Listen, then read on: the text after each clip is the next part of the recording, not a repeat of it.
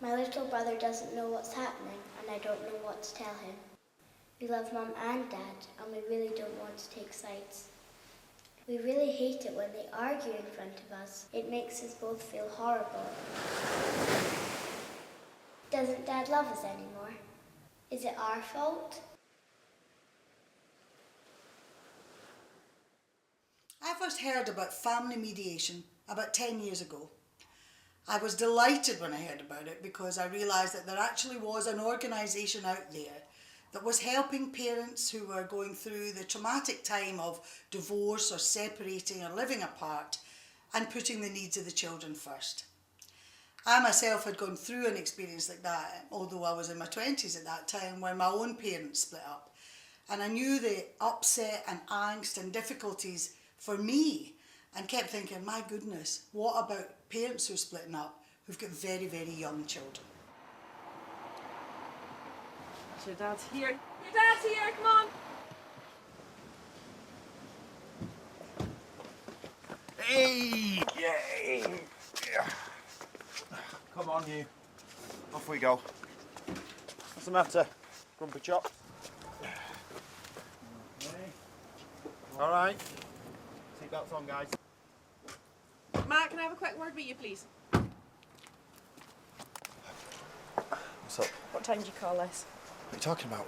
You're supposed to be here at 10, you're half an hour late. Don't patronise me, Kate. Can I keep doing this, all right? You cannot keep turning up late or just not turning up at all. It's 2 or 3 times I've been a little bit late. Oh, two or three times. That means every hand of them. Look at them, for God's sake. Kate, if I'd turned up 5 or 10 minutes early, you would have been upset. Where are you going to take them a day?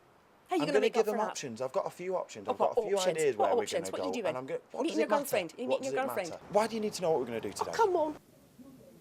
Start acting like a flippin' dad. Just do not feed them rubbish food and you will well take them I'll back do what here I when want they're to do with supposed them, You Kate, will 'cause not it's do my what you time want to with do. them, yeah? You I will don't do need what to you're justify supposed to do. anything to you. This is the last time that you're picking them up. Picking them Take up. them out today and that's your last time. That's Then not you your can come call. back. Take them You back here can't when you're... say Yes, that. it is my I call. am the father. I'm not You can't talking say about... it. You can't decide Yes, whether I can. I'm going to see Yes, I my can. children or not. I am their father. Well, start I've acting got like just one. as much right to see them as you do. Now, we need to talk about this, all No, right? they need- Another they time. need- they and we need- can't do it right now because the kids are in the car waiting for me. I'm Yes, going they to go. are waiting in the car for and you I will yet be again. in Thank you touch very much. with you in a few days. We need to sort this out. Yeah, go back. They're getting stressed.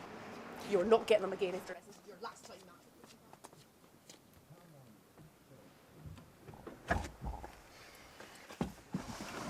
All right, guys.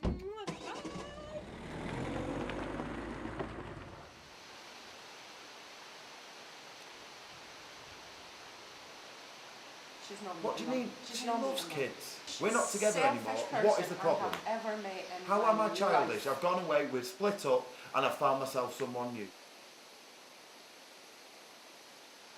You were never there. You were never there for her. You were never there for Eden. You were never there for any of us. Oh, after 6 months. I 6 said, months isn't a, not it's even not ready. a They're few not ready days, for is us it? to not be together. What? Well, I don't understand. You're I don't most understand what the problem is. childish. When they finished reading, Olivia's mother gives her a kiss and says, you know, you really wear me out, but I love you anyway. And Olivia gives her a kiss back and says, I love you too. Oh, wasn't that nice? Oh, look. Night night, Olivia. I will stop you seeing them. You can't stop me seeing them. I will, if that's what I decide. I'm not having anybody else. I'm not getting a boyfriend. I'm not ready to move on just We yet. have to move on with our lives. It's not about justifying your life to me. It's about what you're doing with Aiden and Rosie. Honestly, she I don't loves care how loves lovely kids. she is. She loves kids. She's not great replacing with me. kids. She's not going to be a mum to my kids. She's not going to be. Of course, she's not going to be the mother She to is your not kids. going to replace me. I am the mum. I will always be Oh, the will you mother. stop I have always been overreacting? there for Come them. on. I am not overreacting. I No am telling one's you gonna. right No now. one's going to She replace is. you. Do whatever you want to do in your spare time. I do whatever. Kids, Relationships, as we all know, are not very easy. Being a parent is not easy either. Family mediation is there to provide a service that allows couples who are splitting up or living apart to do the most important thing: put the needs of their children first. Matt is desperately trying to find a way to see his children again. He's heard about family mediation and is called to make an appointment. He'll be seen by someone who will explain exactly what's involved.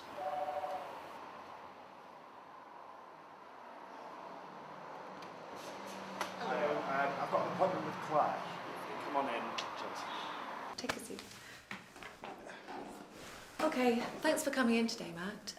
Hopefully it's been explained to you already that today's meeting is just an information meeting. Yeah. So it's a chance for you to find out a little bit more about mediation and for me to find out a little bit more about your service. Okay. Yeah. So it'll be yourself and Kate that's here, and the mediator will be there, will always be there in the room with you.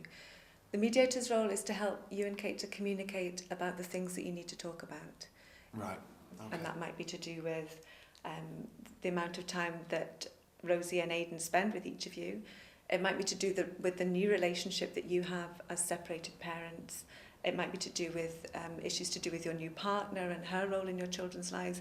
So those are the sorts of things that people bring to mediation. But it's very much up to you as parents to decide the agenda. Right. The mediator's role is to help you to communicate with each other, to make plans that you think are going to work for you and that you think are the best plans for your children. We don't make any assumptions as an organisation about whether it's best for children to spend more time with mum or more time with dad, where children live. We're working on the assumption that you as parents are the experts on your children. You understand that mediation really is about the future rather than the past, and about making arrangements for children for the future on the whole. It's also about the relationship between the two parents as separated parents and how that's different from the relationship you may have had in the past as a couple. You'd said that on the whole the relationship between yourself and Kate since you separated had been quite good, although more recently there'd been quite a lot of conflict between you and some arguments, is that right? Yeah. Can I ask you, when you have those arguments, are they mostly verbal arguments? Yeah, they're always verbal arguments. Okay. Have those arguments ever got physical? No, never. Okay. So how might it be for you then, if Kate's sitting here, how might it feel for you to be in the room with Kate? There probably will be a bit of an atmosphere, but Okay. if you're used to that, then it needs to be done. So. Okay. So Matt, was there anything else that you felt was important to ask about mediation? Not specifically about mediation, but Kate obviously doesn't know about this yet, and I was just wondering how I'm actually going to get her into that chair. So is there any way you can suggest that I might broach the subject with her? What we would normally do is we would write out to Kate and we send her a letter that basically says that you have contacted our service and that you're interested in using mediation, and we offer her the same opportunity that you've had to have an individual meeting to talk about things from her point of view.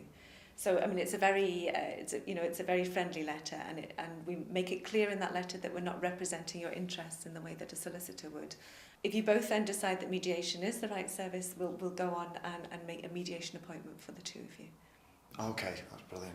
Okay. Thanks, yeah.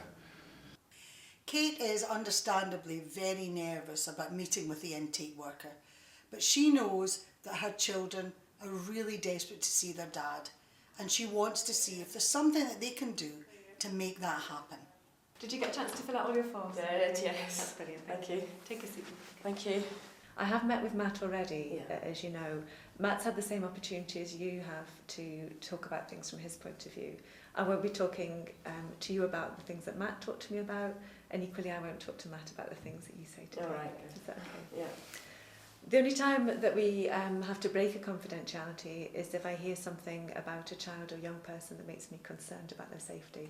You also said that things have changed recently. I bet, yeah. That have made things much more difficult. Yeah, he's seen somebody from his work now, somebody else from his work. I was the original first person that he was seeing from his work, and we got married and had children, and now he's seen somebody else from his work. Okay, and So- is that the thing, do you think, that's changed? Or? It's one of the things. He's decided that she's a little bit more important than his children. They know that we live in separate places, but they don't know why. And I've tried to speak to them really nicely about it. I don't know how to put it into kids' words. Really, I don't know how to say it to them that they understand properly. And they are starting to blame themselves now. Children do sense atmosphere at a very young age, and they want to know what's happening. And they'll feel secure that parents are talking to them about it, and knowing that their parents are talking about it and trying to make things better, whether they stay together or not. It'd be good for you and Matt really together to decide what's appropriate for the children to hear and what isn't, and also to have a consistent message for them, because Yeah. if you were to tell them what you thought was appropriate and Matt were to do the same independently, they might get different stories, and that would be quite confusing. It may also be appropriate for children to be directly involved in the mediation process, and a mediator can meet with children and ask them about the situation from their point of view, and they would then be able to feed those views back into the mediation process. If you decide you want to go ahead to mediation, that would involve yourself and Matt sitting in the same room together. Right. It's a mediator's job to make sure both of you get an opportunity to speak. Mm-hmm. We ask you both to speak without interrupting each other as well. Just because we only ever see each other very briefly, so to sit across from somebody or to sit in the same room, it might be quite hard, I think. The way that the mediation will start is the mediator will ask you to set an agenda, because we're working on the assumption that you are the people that are best placed to make decisions about your children. It's not up to us to tell you what you have to talk about. We believe that parents are the experts in their children's lives and in their family life, and what family mediation does is it empowers parents to make those decisions and arrangements for themselves, rather than a solicitor or a sheriff deciding where the children should live or how much time they should spend with either parent. So we'll say to you, what is it you're hoping to achieve from mediation? Each of you may have different things, and that's fine. All of those things are put on the agenda. Okay. So all of your things and all of Matt's things are put on the agenda. And then we'll help you work through those. So for instance, you might say the time that children spend with each of us. And then if you want to talk about that, if you decide that's one of the first things you want to talk about that, we can help you look at lots of different options. And I think mediation offers you the opportunity to talk about those things, Okay. again, in a kind of safe and neutral place, to talk about the things that have been working, the things that haven't been working, Yeah. and to look to the future and say, well, let's stick with the stuff that is working and let's change the stuff that's not working so that it's better for Rosie and Aidan in the future. Yeah. So usually at the end of your first mediation meeting, you make an appointment for your next one. That's if you decide you want to go on to a next one, because mediation is a voluntary process. So if you decide you don't want to continue with mediation, that's fine. Thank you.